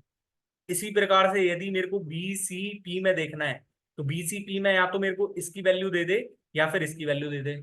लेकिन मेरे पास यहां से एक चीज देखो कि ये मेरे पास क्या है, परपेंडिकुलर, और परपेंडिकुलर हाइट रहती है ना। तो मतलब मेरे पास यहाँ पे ये क्या है, इनके बेस है, एपी और पीसी मेरे पास बेस है। जब एपी और पीसी बेस है, मतलब इनके बेस रेशियो में डिवाइड कर सकता हूँ ना मैं, और बेस रेशियो से डिवाइड करके मैं यहाँ से मल्टीपल चेक करके आंसर निकाल सकता हूँ। तो अब यहाँ से मेरा मकसद ये है कि मेरे को एपी और पीसी निकालना है, एपी और पीसी। तो कैसे निकालें? मैंने आपको जब डे फर्स्ट वाली वीडियो कराई थी, तो यहां से मैंने आपको तीन वो बताए थे कि मेरे पास यहाँ से क्या क्या वैल्यूज होती हैं। तो मेरे पास यहाँ से ए बी स्क्वायर की वैल्यू क्या रहती है, एपी इंटू में एसी। पीसी स्क्वायर की वैल्यू क्या रहती है यहाँ से, सी पी इंटू में सी ए। और यहां से यदि मैं बीपी स्क्वायर की वैल्यू निकालूं, तो मेरे पास एपी इंटू में पीसी। कैसे आया? ए बी स्क्वायर बराबर एपी इंटू ए सी। यानी कि मेरे को कौन सा, एक तो ये वाला जो पूरा वाला ट्राइंगल लेना, एक पूरा वाला ट्राइंगल लेके और इससे समरूप कर देना उसको, इससे सिमिलर कर देना, है ना। दूसरे वाले इक्वेशन के लिए पूरा वाला ट्राइंगल इसके समरूप कर देना, और तीसरा वाला ट्राइंगल, तीसरा वाला प्रूफ लाने के लिए इस वाले ट्राइंगल को इस वाले ट्राइंगल से कर देना प्रूफ सिमिलर। तो सिमिलैरिटी से तीनों प्रूफ आ जाते हैं, है ना। यानी कि ए बी स्क्वायर की वैल्यू 15 स्क्वायर यानी कि 225, और ए सी की वैल्यू मेरे पास 25 है, यानी कि 225 भाग 25 करूंगा तो ये 9 सेंटीमीटर आ गया मेरे पास। जब ये 9 है तो मेरे पास 16 सेंटीमीटर, और 16 × 144 यानी कि ये मेरे पास कितना आ जाएगा, 12 सेंटीमीटर। पर मेरे को यहाँ की जरूरत ही नहीं थी ये, क्योंकि देखो 9 और 7, 9 और 16 यानी कि इनका बेस रेशियो 9:16 में है। तो मतलब इनका एरिया भी 9:16 में होगा, क्योंकि हाइट तो मेरे पास सेम है ना। जब हाइट सेम है तो इनका रेशियो 9:16 हो जाएगा। डिफरेंस कितने का आ रहा है, 7 का। 7 का मल्टीपल सिर्फ एक ही ऑप्शन दे रखा है ना। अच्छा क्वेश्चन था ना। ठीक है, 12वां क्वेश्चन है। Ravi bought an article at ₹14,800। He marks up the cost of article and sells it in such a way that if he will give 46 सही 2/3% discount, then loss occur to him is equal to profit earned by him when he give a 30% discount. तो अब ये 46 सही 2/3% discount है, इसको मैं क्या लिख सकता हूँ, 30%। प्लस में 16 सही 2/3%। तो 30% को मैं 3/10 प्लस में इसको क्या लिखूंगा 1/6। ठीक है, तो मेरे पास कितना आ गया 30, यानी कि 9 प्लस में 5 अपॉन में 30, यानी कि ये मेरे पास कितना आ जाएगा 14/30। और 14/30 को मैं क्या लिख सकता हूँ 7/15। ठीक है, तो उसने 7/15 का डिस्काउंट दिया है ना। And then the loss occur to him is equal to profit earned by him when he will give 30% discount. इसने एमपी पे डिस्काउंट दिया है, यहां पे भी और यहां पे भी। मतलब मैंने एमपी को क्या मान लिया, मैंने एमपी को 30 मान लिया, एमपी को दोनों का डिनोमिनेटर का एलसीएम मान लिया मैंने 30। तो जब मैंने एमपी को 30 माना तो यहाँ पे एमपी को जब मैंने 30 माना तो वो डिस्काउंट कितने का दे रहा है 7/15 का डिस्काउंट दे रहा है, यानी कि वो 14 का डिस्काउंट दे रहा है। तो 30 पे जब 14 का डिस्काउंट देगा तो उसके लिए सेलिंग प्राइस कितना रहेगा 16 रहेगा। ठीक है, और यहां से वो 30% का डिस्काउंट है, यानी कि यहां से 3/10 का डिस्काउंट दे रहा है वो 3/10 का डिस्काउंट, तो यानी कि 9 का डिस्काउंट दे रहा है। यानी कि यहां से मेरे पास एसपी आ रही है, कितनी आ रही है दूसरे केस में 21 आ रही है मेरे पास। पर यहां पे कह कितना रहा है कि sells it in such a way if he will give, मतलब एक बार तो वो कुछ डिस्काउंट दे रहा है तो उस पे जो उसको प्रॉफिट हुआ है, और दूसरी बार जो अलग डिस्काउंट दे रहा है उस पे उसको हानि हुई है। तो जो कॉस्ट प्राइस रहता है वो दोनों सेलिंग प्राइस का वही तो रहता है मीन, दोनों सेलिंग प्राइस का मीन रहता है ना। प्रैक्टिस शीट में कितनी बार क्वेश्चन इंक्लूड करे हैं ऐसे, आप फिर भी ऐसे देखो ना भाई, आंखें फाड़ फाड़ की, तो भाई मेरी गलती नहीं है। ठीक है, तो यहां से यदि मैं सीपी निकालना चाहूंगा तो सीपी मेरे पास कितना आ जाएगा 37/2 ही तो आएगा, 37/2 ही आएगा ना। तो यहाँ पे 37/2 की वैल्यू मेरे को कितनी दी हुई है 14,800। तो यहाँ से एक की वैल्यू मेरे पास कितनी आ जाएगी, यहाँ से ये कितनी बार कर जाएगा 400 बार, यानी कि 800 आ गई। तो मेरे पास एमपी की वैल्यू निकालनी थी, एमपी कितना आ जाएगा मेरे पास 24, 8 के 24 ही रहता है। ठीक है, 13वां क्वेश्चन है when opened separately pipe A takes 5 hours less than pipe B to fill a tank and when both the pipes are opened together the system get filled in 6 hours। आपको ये पता होगा कि भाई ए बी ने जितने over में time लिया है वो अंडर रूट में क्या रहता है, ए ने जितना टाइम लिया और बी ने जितना टाइम लिया। मैं यहाँ पे मान लेता हूं कि यदि ए और बी है, तो यहाँ पे यदि बी ने एक्स टाइम लिया तो ए ने कितना टाइम लिया x-5 टाइम लिया, x-5 टाइम लिया, यानी कि ए बी और ए बी ने टोटल टाइम कितना लिया यहाँ से 6 टाइम लिया। तो मेरे पास यहाँ से x-5 इंटू एक्स आता है। ठीक है, तो यहां से मेरे पास कितना आ जाएगा 36 की वैल्यू, मेरे पास x² माइनस में 5x, और x² माइनस में 5x माइनस में 36 की वैल्यू 0। तो यानी कि एक तो x की वैल्यू मेरे पास कितनी आ जाएगी 9 आ जाएगी, एक x की वैल्यू मेरे पास कितनी आ जाएगी 4 आ जाएगी। ठीक है, आप करके भी देख लो वैसे, x² माइनस में 9x प्लस में 4x माइनस में 36, तो x -9 प्लस -4 और x-9, तो x की वैल्यू 4 और x की वैल्यू 9। लेकिन हमको कंसीडर कौन सा करना है, अब ये भी तो देखना पड़ेगा ना। तो भाई x की वैल्यू मैं 9 कंसीडर करके चलूं, x की वैल्यू यदि मैं 9 कंसीडर करके चलूं तो मेरे पास b ने 9 दिन में कर दिया और a ने कितने दिन में कर दिया होगा फिर 4 दिन में। तो b को सिस्टम फिल करने में कितना टाइम लगा 9 दिन लगे, 9 दिन लगे ना। अब हमने 4 कंसीडर क्यों नहीं करा, क्योंकि 4 जब कंसीडर करेंगे तो ए डे माइनस में चले जाएंगे, ए के दिन। जब ए के दिन माइनस में चले जाएंगे तो भाई उसको बिल्कुल बेकार ही बनाना है कि भाई वो माइनस में काम करेगा। ठीक है, ये तो हो गया हमारे पास जिसको ये ट्रिक पता है कि भाई ए बी द्वारा किया गया काम इतना होता है। लेकिन आपको सीधा बताना है ए बी और ए बी, मतलब ए ने यदि x-5 टाइम लिया, बी ने x टाइम लिया और ए बी ने मिलके 6 टाइम लिया, मतलब हम क्या करेंगे पहले इनके 1 आवर का टाइम निकालेंगे। 1 आवर में कितना टाइम करा है काम कितना करा है ए ने x-5, और बी ने कितना करा 1/x, दोनों ने मिलके कितना करा होगा 1/6। यानी कि मेरे पास कितना हो जाएगा 2x-5 अपॉन में x² माइनस में 5x की वैल्यू मेरे पास 1/6 है, यानी कि 12x माइनस में 30 इज इक्वल्स टू मेरे पास कितना है x² माइनस में 5x। ठीक है, अब यहां से वैल्यू निकाल लेना, वैल्यू निकल जाए तो ठीक है, नहीं तो बैठ के रोल लेना एक बार, ठीक है कोई दिक्कत नहीं है ना। अब मेरे पास 14वां क्वेश्चन आ गया, और 14वां क्वेश्चन है भाई बहुत इजी क्वेश्चन है लेकिन इंपॉर्टेंट क्वेश्चन है क्योंकि थोड़ा लॉजिकल लैंग्वेज में दिया हुआ है। ठीक है, Aman bought 2 chairs for 1800, he sold the first chair at a profit of 12% and the second one at the rate of 20% profit। Had he sold the first chair at a 20% profit and the second at a profit of 12%, he would have 36 rupees more. Find the differences between the cost price of two chairs.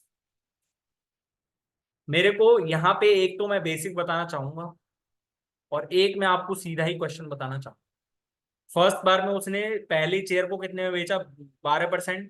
First मान लेता हूँ और ये मैं second मान लेता हूँ, ठीक है। सेकंड को उसने 20% पे बेचा, लेकिन अब वो कह रहा है कि इसको 20% पे बेचता और इसको 12% पे बेचता तो प्रॉफिट उसका कितना रहता? 36 ज्यादा रहता। तो मेरे को बता सकते हो कि ये 36 किसकी वैल्यू है? मेरे को बता सकते हो कि 36 किसकी वैल्यू है? आपको थोड़ा सा सोचने में टाइम लगेगा, लेकिन आपको सोचना पड़ेगा यदि जल्दी करना है तो क्वेश्चन। फर्स्ट चेयर को उसने 12% में खरीदा था, है ना। सेकंड चेयर को उसने 20% में बेचा, सॉरी, पहली चेयर को उसने 12% में बेचा था और सेकंड को उसने 20% में बेचा था। और यहाँ पे हम देखें तो मेरे पास यहाँ पे कितने का वो आ रहा है? 20% यहाँ पे बेचा और यहाँ से उसने कितने में बेचा? 12% के प्रॉफिट पे। तो भाई जो टोटल डिफरेंस आ रहा है वो 8% का ही तो आ रहा है। टोटल डिफरेंस आ रहा है जो 8% का ही तो आ रहा है। मतलब मैं यहाँ से एक चीज बताना चाहूंगा सिर्फ आपको, मेरे को ये किसकी वैल्यू दी हुई है? देखो, यहाँ पे जस्ट इसने 8% ही बढ़ाया है, यहाँ पे जस्ट इसने 8% ही बढ़ाया, मतलब कुछ भी प्राइस था पहले, फर्स्ट चेयर का प्राइस चाहे कुछ भी था, लेकिन उसने 12% के प्रॉफिट पे बेचा। लेकिन यहाँ वो 20% के प्रॉफिट पे बेच रहा है, तो सीधा सीधा 8% प्रॉफिट बढ़ गया। सीधा सीधा 8% प्रॉफिट बढ़ गया ना उसका। मतलब अब वो यहाँ पे 8% ज्यादा प्रॉफिट में बेच रहा है फर्स्ट शेयर को, ठीक है, ये आपने कंसीडर कर लिया। सेकंड वाले केस में देखो, यहाँ पे 20% में बेच रहा था लेकिन अब वो 12% बेच रहा है, मतलब सेकंड चेयर की कॉस्ट प्राइस चाहे कुछ भी थी, लेकिन उसने जो बेचा पहले वो 20% में बेच रहा था, अब वो 12% में दे रहा है, यानी कि वो 8% कम में बेच रहा है, 8% कम। तो मेरे को यहां से ही समझ में आ गया ना कि दोनों चेयर के डिफरेंस का 8% ही 36 है। दोनों चेयर के, मतलब जो एफ माइनस एस का 8% ही तो मेरे पास 36 है। एफ माइनस एस का 8% ही तो 36 है मेरे पास। तो यहां से एफ माइनस एस का 8% 36 है, तो एफ माइनस एस का 100% कितना हो जाएगा? 36 इंटू 12.5 ही तो करना है मेरे को, 12.5, यानी कि करूंगा तो 36 इंटू 10 360, और 360 प्लस में 72 करूंगा 432, 432 प्लस 18 करूंगा तो 450। ठीक है। ये तो था एक शिफ्ट विंग वाला लॉजिक, यदि आपको अच्छे से नॉलेज है क्वेश्चन। बेसिक से कैसे करेंगे इस क्वेश्चन को? मैंने फर्स्ट चेयर का प्राइस एक्स मान लिया, दूसरी चेयर का प्राइस कितना हो जाएगा? 1800 माइनस एक्स। फर्स्ट चेयर को पहली केस फर्स्ट लेके चलूं मैं, तो केस फर्स्ट में वो क्या कह रहा है कि फर्स्ट चेयर को वो 12% के प्रॉफिट पे बेच रहा है। फर्स्ट चेयर को वो 12% के प्रॉफिट पे, और सेकंड को वो कितने में बेच रहा है? 20% के प्रॉफिट पे। यानी कि वो बेच रहा है 1800 को 20%, 360 माइनस में 20% ऑफ एक्स। तो मतलब टोटल यहां से कॉस्ट, टोटल प्राइस कितना बढ़ गया यहां से? 360 माइनस में 8% ऑफ एक्स। अब केस टू लिखो। केस टू क्या है? पहली चेयर को वो 20% पे बेचेगा और दूसरी चेयर को वो 12% पे बेचेगा, यानी कि 1800 का 12% कितना हो जाएगा? 216 माइनस में 12% ऑफ एक्स। तो यहां से मेरे पास कितना आ जाएगा? ये 216 प्लस में 8% ऑफ एक्स। पर हमारे पास क्वेश्चन में दे क्या रखा है? क्वेश्चन में दे क्या रखा है कि ये जो वैल्यू है ना, ये वाली, वो इस वैल्यू से 36 अधिक है। 36 अधिक है, यानी कि मैं यहां से क्या लिख सकता हूँ? 360 माइनस में 8% of X is equals to 252 plus में 8% ऑफ एक्स। जस्ट मैंने 36 जोड़ा ही है ना इसमें। तो मेरे पास यहाँ से देखो, 16% ऑफ एक्स की वैल्यू मेरे पास कितनी आ जाएगी? यहाँ से 360 माइनस 252 100, यानी कि मेरे पास यहाँ से सीधी सीधी एक्स की वैल्यू निकालनी हो तो 10,800 अपॉन में 16 इज इक्वल्स टू 625। ठीक है। तो दूसरी चेयर की प्राइस मेरे पास कितनी आ जाएगी? 1125। दोनों का डिफरेंस निकाल लेना चाहते। ठीक है। अब मेरे पास 15वां क्वेश्चन है, और 15वां क्वेश्चन मेरे पास बड़ा खूबसूरत क्वेश्चन दिया हुआ है, logical question. A certain number of students from school A appeared in an exam and 30% failed. 150% more student than those from school A appeared in the same exam from school B. If 80% of the total students who appeared from A and B passed, then what is the percentage of student who failed from? कितना हसीन question है ना। मेरे पास failed student का percentage निकालना है आपको। Failed student का यदि परसेंटेज पता हो तो परसेंटेज कैसे निकलेगा हमारे पास? Fail student upon fail student upon total student. Total student मतलब आपने यदि एलिगेशन ढंग से पढ़ा हो तो एलिगेशन हम किस चीज का करते हैं? एलिगेशन हमें जब बेस का रेशियो निकालना हो तो करना होता है। मतलब यदि मैं फेल्ड स्टूडेंट या फिर पास्ड स्टूडेंट की संख्या पे एलिगेशन लगा देता हूं परसेंटेज पे, तो मेरे पास टोटल स्टूडेंट का नंबर आ जाएगा। मतलब मेरे पास यहाँ पे ए और बी लिख रहा हूं मैं, ए और बी। तो क्या कह रहा है? 150% more student than those from school A appeared in the same exam from school B. मतलब यदि ए से मैं मान लू 2 ने करा, तो बी से 5 स्टूडेंट ने करा था वो एग्जाम अपियर। इतना ही तो कह रहा है ना वो। यदि 150% मोर है यानी कि 2/3/2, यानी कि यदि ए से 2 ने करा तो बी से 5 ने करा था। जब बी से 5 ने करा और ए से 2 ने करा, तो मेरे पास यहाँ पे फेल्ड स्टूडेंट दे रखे हैं, लेकिन मेरे को ओवरऑल तो पास स्टूडेंट का दे रखा है ना। ओवरऑल तो मेरे को पास स्टूडेंट का दे रखा है, लेकिन मेरे को क्या निकालना है? फेल्ड स्टूडेंट का ही निकालना है। तो मतलब मैं फेल्ड स्टूडेंट की संख्या पे ही वो लगाना चाहूंगा। यहाँ से 30% फेल हुए थे ए से, लेकिन टोटल 20% फेल्ड हुए ना, क्योंकि 80% पास थे तो 20% फेल। अब यहाँ से ये 30% है, 20% है, तो मतलब मैं यहाँ से कितना कह सकता हूँ? ये 10% ठीक है, ये 10% आ गया। और यहां से सिर्फ एक ही दो ऑप्शंस तो मेरे पास देखते ही कट रहा है, क्योंकि ये यदि 20 से ज्यादा है तो ये 20 से कम ही होगा ना। 20 से कम ही होगा ना ये। तो मेरे पास यहाँ पे 10% है, यानी कि 5 की वैल्यू 10%, तो एक की वैल्यू मेरे पास कितनी है? 2%। यानी कि 2 की वैल्यू 4%, तो 20 - 4 करूंगा तो 16% एलिगेशन लगाया है। Just just allegation. ठीक है। और आप यदि एलिगेशन से नहीं करना चाहते हो, कुछ महान मूर्तियां ऐसी होंगी कि भाई बेसिक बता दो, तो बेसिक भी देख लेते हैं। ए से ए से 2x स्टूडेंट ले लिया मैंने, और बी से कितने लिए मैंने? 5x स्टूडेंट, है ना। ए से कितने कितने फेल हो रहे हैं? 30% स्टूडेंट। मतलब ए से मैंने 30% स्टूडेंट को फेल मान लिया, है ना। प्लस में 5x, और बी से मेरे को पता नहीं है, तो बी से मैंने मान लिया 22% मान लिया। 22% मान लो, कुछ भी मान लो, मन की मर्जी है आपकी। इज इक्वल्स टू, इसी की वैल्यू मेरे पास 7x का कितने स्टूडेंट फेल हुए हैं? 7x के 20% स्टूडेंट फेल हुए हैं। तो अब तो यहाँ से क्वेश्चन सॉल्व हो जाना चाहिए। नहीं हुआ तो किसकी गलती? समझ गए ना। हाँ, 16वां क्वेश्चन है। और भाई डे 2 वाली वीडियो देखो, सर्कल से क्वेश्चन है, और सर्कल का एक भी कॉन्सेप्ट आपका बचे तो कमेंट बॉक्स में लिख देना, है ना। बाकी तो नहीं बचेगा, मेरे को कंफर्म पता है, ठीक है। PA and PB are two tangents of a circle with center O from a point outside a circle. The A and B are points on the circle. If APB is equals to 30 degree, then find the angle subtended in major arc of the subtended in major arc. तो मतलब यहाँ से कितना होता है? 90 - θ/2, 90 - 15 75 degree. आपको चित्र बनाने की जरूरत नहीं थी, क्योंकि आपने अच्छे से कॉन्सेप्ट पढ़े हुए हैं। 4 से 5 सेकंड लगेंगे क्वेश्चन पढ़ने में। पर भाई आत्माएं बैठी हैं कुछ तो, ठीक है, तो भाई चित्र भी बना लेते हैं, है ना। तो भाई देख लो, यहाँ पे ये कोई मेरे पास पी कोई आउटसाइड पॉइंट था, है ना। और यहाँ से मैंने ए ये मान लिया और ये भी मान लिया। और यहाँ से यदि मैं इसके केंद्र को मिला देता हूँ, केंद्र को मिला दिया मैंने, तो सर्कल रेडियस और टेंजेंट के बीच में बना वो कौन? 90। ये 90 तो ये 90, और यहाँ पे ये डिग्री मेरे को 30 डिग्री का दिया हुआ है। तो अब मेरे को एक चीज बता दो, ये मेरे पास क्या बन गया? पीओए भी एक क्वाड्रिलेटरल बन गया। जब ये क्वाड्रिलेटरल बन गया तो ये 90 डिग्री, ये 90 डिग्री, तो बचे कुछ ये दोनों का योग कितना हो जाएगा? 180 डिग्री। जब ये 30 है तो ये 150 डिग्री। ठीक है, जब ये 150 है तो सेंटर जो केंद्र पे बना हुआ कोण परिधि पे बने हुए कोण का दुगुना रहता है। जब ये 150 है तो ये मेरे पास कितना हो जाएगा? 75 डिग्री, क्योंकि ये आर्क द्वारा केंद्र पे कोण कितना बन रहा है? 150, तो परिधि पे कितना बनेगा? 75। नहीं आया समझ में, छोड़ देना, कोई दिक्कत नहीं, ठीक है। if a sum of money on compound interest becomes 3 times in 4 years, then at same interest the sum will 27 times in how many years? 12 answer है, देखते ही टिक हो जाए, ठीक है। अब ये कैसे हुआ? तो भाई ये भी समझ लेते हैं हम, जस्ट बेसिक एग्जांपल लेंगे और कुछ नहीं लेंगे। मेरे पास मेरे पास 100 था, मैंने 100 प्रिंसिपल मान लिया, ठीक है, और मैं इस पे 10% रेट ऑफ इंटरेस्ट लगाऊंगा तो मेरे पास कितना हो जाएगा 110।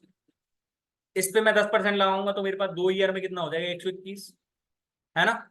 और इस पे यदि मैं 10% और लगा दूं तो मेरे पास कितना हो जाएगा 133.1%, 133.1 हो जाएगा ना, सॉरी परसेंट क्यों लगाना है। मतलब ये मेरे पास 100 से तेरे 133.1 पे चला गया। कब गया ये 3 ईयर्स पे। मतलब मैं यदि देखूं तो फर्स्ट ईयर में मेरे पास कितना हो रहा था वो, फर्स्ट ईयर के एंड में मेरे पास ये 1.1 टाइम्स नहीं हो रहा क्या, ये 110 100 का 1.1 टाइम्स ही तो है, 1.1 टाइम्स, दिख रहा है ना, ठीक है।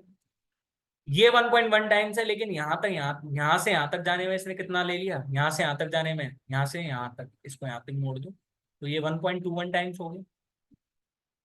और यहाँ से यहाँ तक गए तो मेरे पास कितने टाइम्स हो गए, 1.331 टाइम्स। तो जस्ट क्यूब ही तो है भाई, करके देख लो। ये 11 का स्क्वायर है, स्क्वायर देखो ये 1.1 टाइम्स हो रहा था, ये 1.1 का स्क्वायर टाइम्स हो रहा था, ये 1.1 का क्यूब टाइम्स हो रहा था 3 ईयर्स में।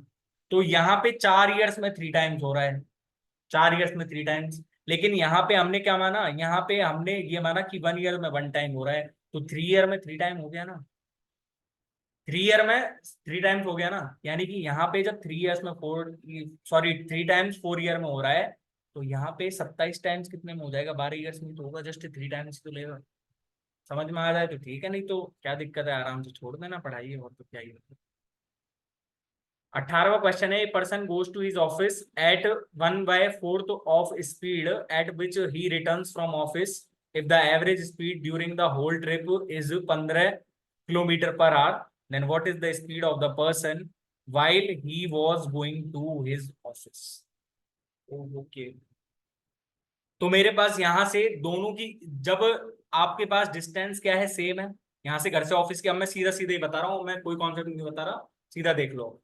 डिस्टेंस मेरे पास सेम है ना। तो आपने एक चीज पढ़ी होगी, यहाँ से यदि B1 है और यहाँ से आते टाइम यदि B2 है, तो मेरे पास 2V1 B2 अपॉन में B1 प्लस B2 होता है, होता है नहीं होता है।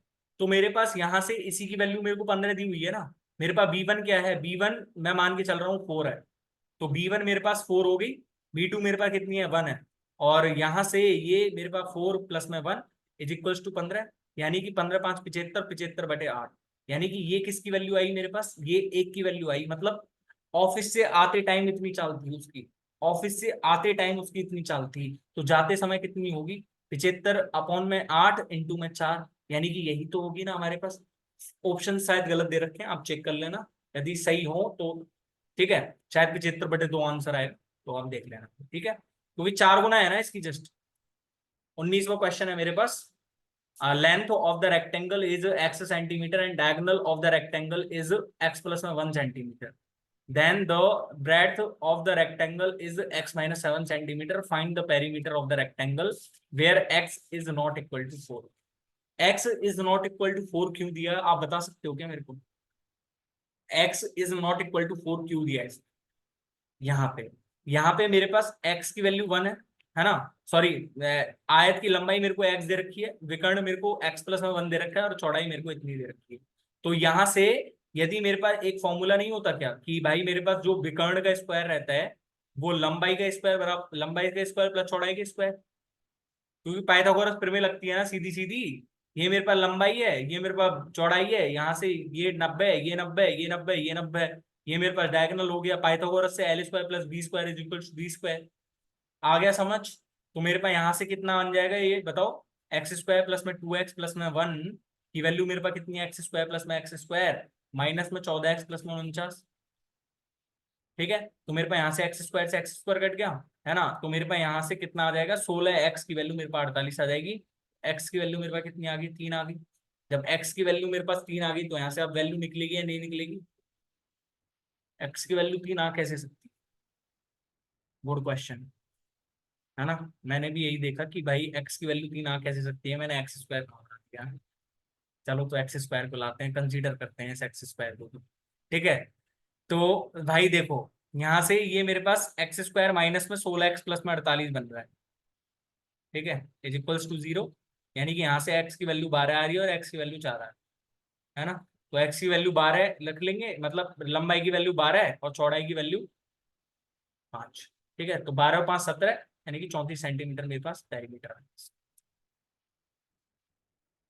20वां क्वेश्चन है। और भाई ऐसे क्वेश्चन मोस्ट इंपॉर्टेंट क्वेश्चन है, क्योंकि ये इलेक्शन से रिलेटेड क्वेश्चन है और आते हैं ऐसे क्वेश्चन। पिछली सीट में भी हमने करा था ऐसे, सेट 1 में भी। In an election between two candidates the winning candidate got 70% of the valid votes and he won by a majority of 3630 votes.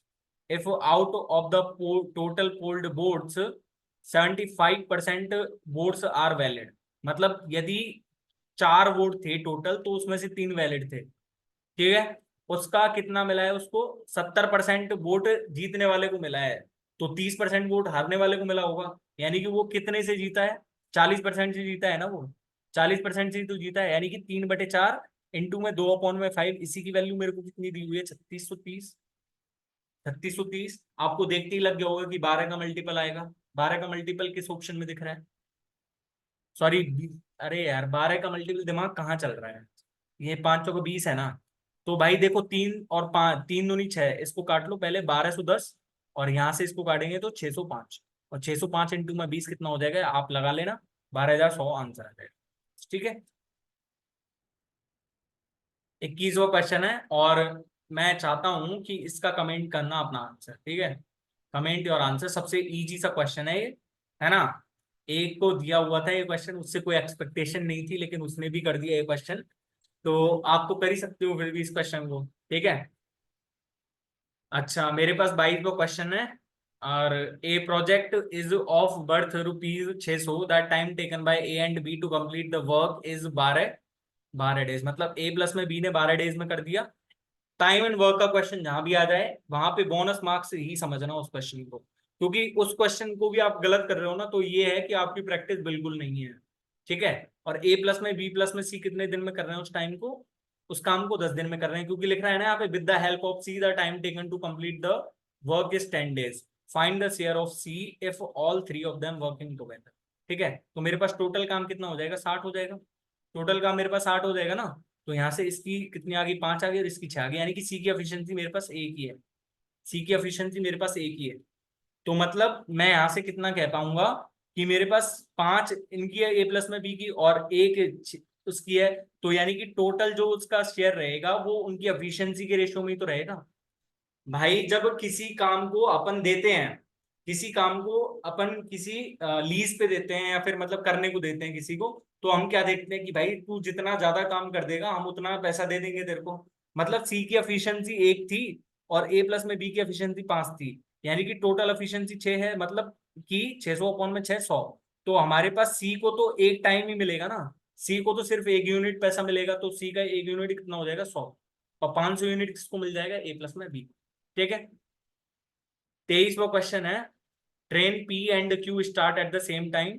Train P travels from station X and Y and train Q travels from station Y to station X. The ratio of speed of train P to train Q is 11:16 and the difference in their speeds is 25 kilometre per our.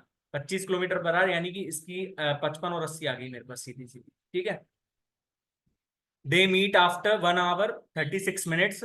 Find the total time taken by train P to travel from station X to station Y. तो मेरे पास यहाँ पे क्या लगेगा? Formula क्या लगेगा मेरे पास? Relative speed वाला। और रिलेटिव स्पीड वाले कॉन्सेप्ट हमने करवा रखे हैं आपको। जितने देर में वो मिल लेंगे, ट्रेन एक एक ट्रेन एक्स की तरफ से आ रही है, एक ट्रेन वाई की तरफ से आ रही है, दोनों जहां पे मिलेंगे तो वहां पे डिस्टेंस कवर हो जाएगी, मतलब उतनी ही डिस्टेंस चलनी थी। मतलब जहां पे वो मिलेंगी, तो क्यू ने जहां तक डिस्टेंस कवर करी और पी ने जहां तक डिस्टेंस कवर करी, वही तो टोटल डिस्टेंस चलना था ना। पी और क्यू को वही तो टोटल डिस्टेंस चलना था ना। मान लो पी ने यहां से चलना स्टार्ट करा और क्यू ने यहां से चलना स्टार्ट करा, लेकिन स्टेशन एक्स यहाँ पे था, स्टेशन वाई यहाँ पे था। तो भाई जब ये दोनों मिलेंगे तो स्टेशन यही तो दूरी तय करनी थी ना उनको। मतलब क्यू ने यहाँ से यहाँ तक की दूरी तय करी, तो पी यदि यहाँ पे नहीं मिलता तो यहाँ पे जाके वो उसकी दूरी खत्म हो जाती। ऐसा ही तो है। तो मतलब रिलेटिव स्पीड क्या कहती है, जब दोनों अपोजिट डायरेक्शन में जा रहे हैं तो हमारे पास यदि मैं टोटल स्पीड को x मान लूं, टोटल डिस्टेंस को यदि मैं x मान लूं, तो मेरे पास यहाँ से जो है कितने 1 घंटे 36 मिनट के बाद मिलते हैं। तो मैंने उनकी डिस्टेंस को x मान लिया, x मान लिया, ठीक है, क्योंकि x जो है टाइम ले रहे हैं ना वो क्रॉस करने में एक दूसरे को, एक 36 मिनट के बाद मिलते हैं, तो यानी कि उन्होंने अभी क्रॉस नहीं करा है, मतलब उनकी डिस्टेंस x मान ली मैंने दोनों के बीच की, ठीक है। तो यहां से कितना दूरी इनकी टोटल जो स्पीड आ रही है वो कितनी आ रही है, 80 प्लस में 55 135, ठीक है। 1 आवर 36 मिनट का मतलब कितना हो जाएगा, 1 आवर और 3/5 घंटे, ठीक है। तो मेरे पास कितना हो जाएगा, एक एक्स अपॉन में 135 की वैल्यू मेरे पास कितनी आ जाएगी यहाँ से, 5 एकम 5 8/5, यानी कि एक्स की वैल्यू मेरे पास कितनी आ गई, 27 घंटे, 27 घंटे कितना रहता है, 27 घंटे 216 मीटर थी। तो 216 मीटर चलना है उसको ट्रेन पी को, तो कितने घंटे में कवर कर लेगी, 216/55, ठीक है। 24वां क्वेश्चन है, the average of 15 numbers is 55.4, the average of first 6 number is 50। Deviation पढ़ा है ना, एवरेज में डेविएशन क्या होता है, नहीं पढ़ा है तो हमारी वीडियो खोल के देख लीजिए, आपको डेविएशन एलिगेशन सब एक ही वीडियो में समझ में आ जाएगा, ठीक है। 15 नंबर्स का मेरे पास 55.4 है और फर्स्ट 6 का मेरे पास 50 है, यानी कि डेविएशन कितने का आ रहा है, 5.4 का डेविएशन है। एक पे है ये 5.4 का डेविएशन, तो 6 पे कितने का डेविएशन आ जाएगा, 32.4 का, ठीक है। And the average of next 4 is 60.5, 60.5 यानी कि एक पे डेविएशन कितने का आ रहा है, 5.1 का, यानी कि 4 पे डेविएशन कितने का आ जाएगा, 20.4 का। और यहाँ पे 32.4 का आ रहा था माइनस में, तो टोटल डेविएशन कितने का आ रहा है, -12 का डेविएशन आ रहा है, ठीक है। What is the average of the remaining, जब एवरेज हमको रिमेनिंग का निकालना है तो कितना आएगा, अब मेरे पास यहाँ पे मेरे पास ये -12 का डेविएशन आ रहा है, -12 का डेविएशन कितने पे आ रहा है ये, कितने पे आ रहा है ये, सब नंबर्स को मिला के -12 का डेविएशन आ रहा है, तो मतलब मेरे को जब एवरेज ही निकालना है और एवरेज मेरे को 55.4 बैठना चाहिए, एवरेज मेरे पास 55.4 बैठना चाहिए, तो यहां से मैं कितना बिठाऊं कि मेरे पास यहां से सेम रहे, मेरे पास जो एवरेज मेरे पास सेम कब रहेगा, जब ये डेविएशन 0 होगा, और जब ये डेविएशन 0 करना है तो मेरे को 55.4 प्लस में 12 को ही तो मैं 5 में बांटूंगा ना, 12 को ही तो मैं 5 में बांटूंगा ना, तो मेरे पास यहाँ से कितना डेविएशन आ जाएगा और कितना एवरेज आएगा टोटल, वो अब आप कमेंट बॉक्स में बता देना, ठीक है, ठीक है ना। अब मेरे पास है यहाँ पे 25वां क्वेश्चन, और 25वां क्वेश्चन बड़ा आसान क्वेश्चन लिया है हमने, मैं काट रहा हूँ क्योंकि आपको जस्ट कमेंट में करना है इसका आंसर, क्योंकि मैं कभी ऐसे पाई चार्ट वाले क्वेश्चन का आंसर आपको नहीं बताता, जस्ट खुद चेक करना, ठीक है। इसमें कोई शॉर्ट ट्रिक नहीं है, बस आपको ये क्वेश्चन नहीं पढ़ना है, सीधा ये क्वेश्चन, ठीक है। आई होप आपको वीडियो अच्छा लगा होगा, और भाई एक क्वेश्चन नहीं हुआ था ना, पहले वो क्वेश्चन और देख लेते हैं भाई, उसमें क्या दिक्कत आई थी, एक बार देख तो लेते हैं, कौन सा क्वेश्चन था वो। अच्छा ये क्वेश्चन था ना, तो मेरे पास यहाँ से एचसीएफ में यार, जब मेरे पास एक्स और 21 का एचसीएफ निकालना मेरे को, तो 21 का एक्स और 21 का एचसीएफ है तो 1 हो सकता है, 3 हो सकता है, 7 हो सकता है, ठीक है। अब 3x माइनस में 187 के रूप में व्यक्त करा जा रहा है, यानी कि एक बार तो डेविएशन, एक बार तो एचसीएफ में एक मानूंगा, तो मेरे पास एक्स की वैल्यू कितनी आ जाएगी, 188/3, और एक बार यदि मैं कितना मानूंगा, 3 मानूंगा, तो मेरे पास एक्स की वैल्यू कितनी आ जाएगी, एक बार 190/3, और यहाँ से एक की वैल्यू मैं 7 मानूंगा, एक बार मैं 7 मानूंगा, तो मेरे पास 3x माइनस में 187 की वैल्यू मेरे पास कितनी आ जाएगी, 194, और 194 से कितना आ जाएगा ये मेरे पास, 7 21 यही तो होता है ना, 194 ही आएगा ना, तो 194 के हिसाब से ये कितना आ जाएगा मेरे पास, x की वैल्यू 194/3, कहाँ गलती हुई है, कोई क्वेश्चन ही गलत है तो, और 21 भी यदि मैं इसमें जोड़ूंगा तो मेरे पास 208 आता है। चलो भैया नेक्स्ट क्लास में देखते हैं इस क्वेश्चन को, है ना, शायद कुछ गड़बड़ी हो, तो हमारी तरफ से भी कोई गड़बड़ी हो सकती है, यदि आपको कोई गड़बड़ी नहीं लगती है तो कमेंट बॉक्स में इसका आंसर जरूर बता देना, और थैंक यू सो मच, मिलते हैं नेक्स्ट वीडियो में, तब तक के लिए बाय, और अच्छे से पढ़ते रहो, ठीक है। अब सेट 3 में आपको जो क्वेश्चन रहेंगे वो सिर्फ बेसिक टाइप के रहेंगे, और सेट 4 में आपको अच्छे से बताया जाएगा कि जो हम कहाँ लगाते हैं सब चीजें, जैसे कि सेट 4 में आपको समझाया जाएगा वो चीजें, ऑप्शन एलिमिनेशन वगैरह सारी चीजें बताई जाएंगी, क्योंकि हम अभी तक हमने सिर्फ ऑप्शन एलिमिनेशन ट्रिक का यूज नहीं करा है किसी क्वेश्चन में, ठीक है।